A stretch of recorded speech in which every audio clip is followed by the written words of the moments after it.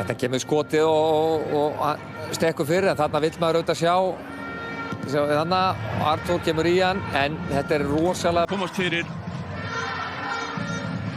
sem hann og gerði. Hóttspilnan sem að, Pablo Cuniet tekur. Kemur boltinn, hár á fjærstunginu og hér allt galopið, Nico Hansen að koma Víkingum í 2-0 hér í Kórnum. Nico Hansen með 3. mark, 4. mark sitt á leiktíðinni. Pablo Cuniet pannan bara og hann aðeinn á fjærstunginu. HK 0, Víkingum 2.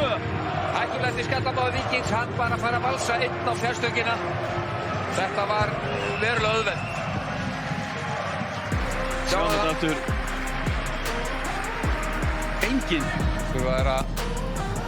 Kemur sendingin inn á teginn og skallinn frá Davíð Erni.